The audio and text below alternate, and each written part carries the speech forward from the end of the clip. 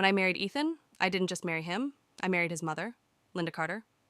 At the reception, she hugged me tightly and whispered, "Take care of my boy." It sounded loving. It wasn't. From week one, she had opinions about my cooking, about my career, about the fact that I traveled for work. "She works too much," she'd say, glancing at Ethan. "A wife should be home more." We lived in a downtown Seattle apartment we both paid for. But somehow, Linda had a key. "She likes to visit," Ethan said casually the first time I found her inside, reorganizing my pantry, unannounced. "This makes more sense," she smiled, moving my spices. I told myself it was temporary. It wasn't. Her visits became routine. 3 times a week, then 4. She left little comments behind, like fingerprints. "You've gained weight." Ethan prefers softer colors. "You don't want to wait too long for children." As if my body, my wardrobe, my timeline belonged to her. One night I overheard her whispering in the hallway. "You deserve someone more nurturing," she told Ethan. "She's ambitious. That's not always good for marriage." That's when I realized something. Linda wasn't judging me. She was competing with me, for her son, and she wasn't planning to lose. Things escalated the night she hosted dinner, without telling me. I came home from work to find candles lit and Ethan setting the table. "Mom thought it would be nice," he said awkwardly. Linda smiled like she owned the room. Halfway through dinner, she sighed dramatically. "I ran into Melissa today." Melissa, Ethan's ex. "She's engaged now," Linda continued. "Such a sweet girl, family-oriented." Ethan shifted in his seat. I stayed quiet. "Oh," Linda added casually. "She always said she wanted 3 children by 30. There it was. The comparison. The manipulation. That night, Ethan and I argued for the first time about his mother. "You're overreacting," he said. "She's just protective. Protective, not intrusive, not disrespectful. Protective." I stopped arguing after that because I understood something important. If I wanted peace, I would have to create it myself. 2 weeks later, Linda crossed the line. I came home early and heard voices in our bedroom. Linda was inside, going through my dresser. "I just wanted to see if she's hiding something," she said calmly. Ethan looked uncomfortable, but he didn't stop her. That's when something inside me shifted. Not anger, clarity. If Linda wanted to investigate me, I would investigate her. I hired a private investigator, quietly, discreetly. Within 10 days, I had everything. Linda wasn't just overbearing, she was financially dependent on Ethan. Secret credit card debt, 2 unpaid loans, and a small business lawsuit she had forgotten to mention. And the key? The apartment key. She had made a copy months ago, without asking. The investigator also found something else. Linda had been emailing Melissa, encouraging her to reconnect with Ethan, planting seeds, trying to rebuild a relationship that no longer existed. She wasn't protecting her son. She was orchestrating, and she underestimated the wrong woman. I invited Linda to dinner, just the 2 of us. I made her favorite roast, poured her favorite wine, and placed a folder neatly on the table. "What's this?" she asked, smiling politely. "Information," I replied calmly. She opened it. Credit statements, loan documents, emails, copies of the extra key. Her smile disappeared. "You had me followed?" she whispered. "You had my drawers searched?" I answered softly. Silence filled the room. "You're trying to turn my son against me," she said. "No," I replied. "I'm giving him the truth." That night, I showed Ethan everything. Not dramatically, not emotionally, just facts, proof, documentation. The emails to Melissa hurt him the most.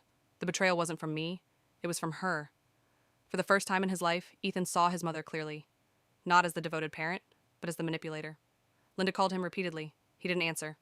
A week later, he changed the locks. 2 weeks later, he set boundaries. Real ones. Limited visits, no key, no interference. And Linda? She stopped smiling. Because she had lost. Not her son, but her control. 6 months later, our apartment felt different. Quieter, healthier. Ethan and I went to counseling. We rebuilt trust. Not just between us, but within ourselves. Linda still calls occasionally. Polite, controlled, careful. Because she knows something now. She underestimated the wrong daughter-in-law. And the next time someone tells me I'm lucky to marry into such a close family, I simply smile. Because closeness without boundaries is control. And control only survives in silence. I don't stay silent. Anymore. When I married Noah, I knew his mother was protective. I just didn't realize she meant territorial. Sandra Whitmore smiled at me during the wedding photos, but her grip on Noah's arm never loosened. Even when it was my turn to stand beside him. "She's very attached," people whispered. Attached wasn't the word. In our first month of marriage, Sandra visited every weekend. She brought food we didn't ask for, rearranged things we didn't move, commented on how often I worked late. "You're hardly home," she'd say sweetly. "A man needs warmth." We lived in a condo in downtown Chicago, small, modern, ours. But one Tuesday afternoon, I came home early and found Sandra inside, alone. "How did you get in?" I asked. She blinked. "Noah gave me a spare key." Noah hadn't told me. That night, I asked him. "She just feels better having access," he shrugged. "In case of emergencies." Emergencies. Apparently, my presence wasn't emergency enough. Over the next weeks, small things shifted. Laundry folded differently, bills opened before I saw them, mail moved. Then one evening, Sandra mentioned something private. "You should support Noah more financially," she said casually. I saw the credit card statement. I froze. "You saw what?" She smiled. "You're both building a life. Transparency matters." Transparency.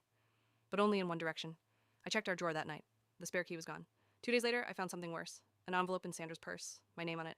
Inside were printed screenshots of my emails, private work emails. She had accessed Noah's laptop. She had forwarded them to herself. That was the moment I stopped feeling annoyed and started feeling threatened.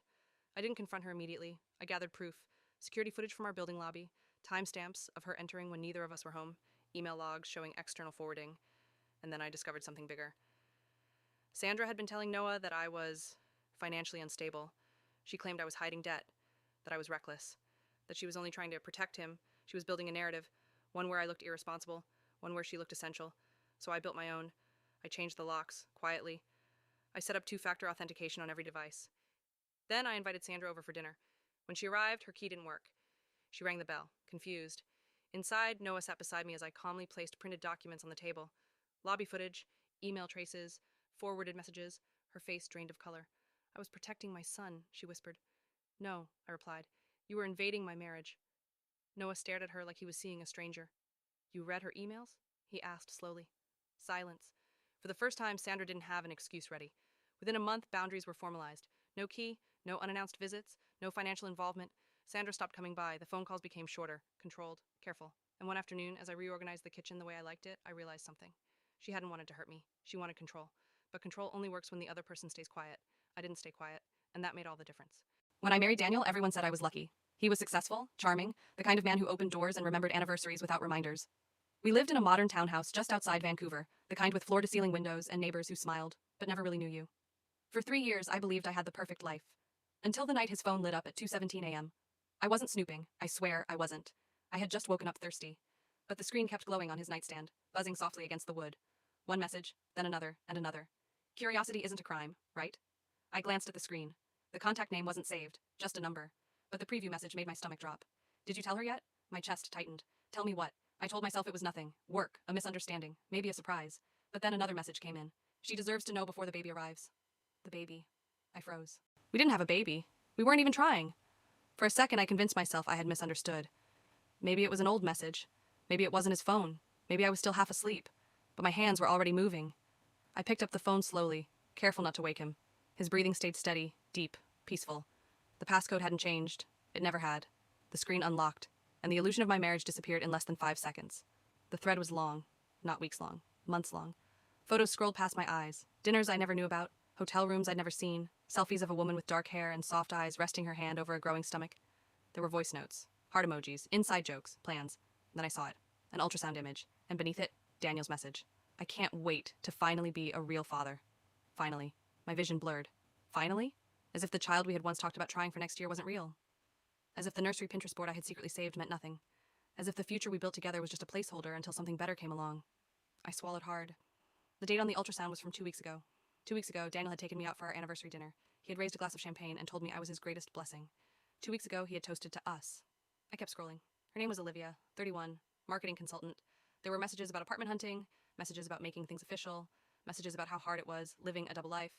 And then I found the one that made everything click. "I'll tell her soon. She deserves to know before the baby arrives." My body went cold. He wasn't planning to leave me because he felt guilty. He was planning to leave me because it was convenient. Because the baby was coming.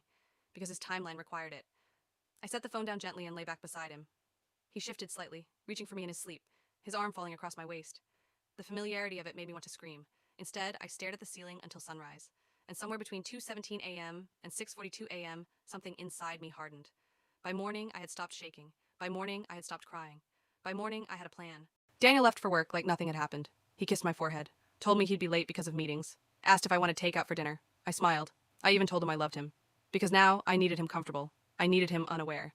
The first thing I did after he left was call my lawyer. Not for divorce. Not yet. For information. Hypothetically, I said, if a spouse had been hiding assets, what would that mean legally? Silence on the other end, then questions. Careful questions. I learned more in that 1 hour than I had in 3 years of marriage. The townhouse was in both our names. But Daniel's investment accounts? Separate. His startup shares? Separate. And if he filed for divorce first, claiming irreconcilable differences, things could get complicated. He thought he was planning his exit, but he underestimated who he married. Because while Daniel was charming and charismatic, I was patient. and patience is far more dangerous. Over the next week, I became the perfect wife. I cooked his favorite meals. I laughed at his jokes. I even initiated intimacy. He looked relieved, as if whatever guilt he carried was fading. Meanwhile, I gathered everything: bank statements, tax records, email backups. I hired a private investigator, and within days, I had more than proof of an affair. I had proof of fraud. Daniel hadn't just been lying to me. He had been moving money, transferring large amounts into an account under Olivia's name, funding an apartment, paying for medical bills, preparing a life funded partially by marital assets. He wasn't just betraying me emotionally, he was betraying me legally, and that's when the revenge stopped being emotional and became strategic. One evening, Daniel came home unusually quiet. He sat at the kitchen island while I chopped vegetables for dinner. "There's something we need to talk about," he said carefully. Here it was: the confession, the fake tears, the rehearsed guilt. I turned slowly, knife still in my hand, and gave him my most attentive expression. "What is it?" He inhaled deeply. "I haven't been happy." There it was, the classic line. Not, "I made a mistake," not, "I betrayed you." Just, "I haven't been happy." I nodded slowly. "I know." His eyebrows furrowed. "You do?" I walked to the counter and set down the knife. "Yes, and I think you're right." Confusion flickered across his face. "I think we both deserve something better." He looked stunned. He had expected tears, begging, shock, not agreement. And that was exactly what I wanted. That night, he slept easier than he had in weeks. Because he thought he was in control. Because he thought I didn't know the full truth. Because he thought he could walk away clean. He had no idea that the next morning, my lawyer would file first. Citing infidelity. Citing financial misconduct. Freezing accounts. Initiating an audit. He had no idea that Olivia would receive a legal notice, questioning every transfer she received. He had no idea that his company board would soon receive anonymous documentation regarding misuse of funds. You see, Daniel believed in emotional manipulation. I believed in documentation. And paper trails never lie. But I wasn't finished. Because revenge isn't about destruction. It's about exposure. And Daniel's world was built on image. The perfect husband. The ethical entrepreneur. The future father. By the time he realized what was happening, it was too late. His accounts were locked. His company had launched an internal investigation. Olivia had stopped answering his calls. And I was sitting across from him in a lawyer's office, calm and composed, as his attorney explained the potential consequences of asset misappropriation. His face had lost all color. "This wasn't supposed to happen like this," he whispered. I tilted my head slightly. "Oh, Daniel," I said softly. "You should have told her sooner." And for the first time since 2:17 a.m., I smiled. Daniel didn't call me that night. Not when his accounts were frozen. Not when his board requested an emergency meeting. Not when Olivia stopped responding. He showed up the next morning looking exhausted, tie crooked, confidence gone. "What did you do?" he demanded. I leaned against the doorframe. I protected myself. He ran a hand through his hair. "You blindsided me." I almost laughed. "Blindsided you?" He had planned to leave quietly, cleanly, with his reputation untouched. But I had filed first. I had frozen everything. He thought I would beg. Instead, I documented. What Daniel didn't know was that Olivia had already called me. She had found my number through tax documents he forwarded her by mistake. He told her we were separated. He told her the money transfers were investments. She didn't know the funds came from joint accounts. She didn't know she was part of financial misconduct. She wasn't my enemy. She was just another lie he told himself he could manage. When Daniel went to her apartment that evening, she was gone. Her things packed. The ultrasound frame shattered. A legal notice printed and highlighted on the counter. A note beside it: "You lied to both of us." Sometimes silence hurts more than screaming. Within a week, his board placed him on leave. Investors started asking questions. The man who thrived on image began flinching at notifications. He came to the house one last time. "I never meant for it to go this far," he said. "But it did," I replied calmly. "You thought people were variables." He didn't argue. The divorce finalized quickly. Investigations confirmed financial misuse. He resigned quietly. His reputation fractured. Olivia moved away. She sent me one final message: "Thank you for telling me the truth." 6 months later, I sold the townhouse and invested my share. One evening, walking along the Vancouver seawall, I realized I wasn't angry anymore. Revenge had never been about hurting him. It was about reclaiming myself. He lost control. I gained freedom. And the next time someone tells me I was lucky to marry Daniel, I'll simply smile. Because luck had nothing to do with it.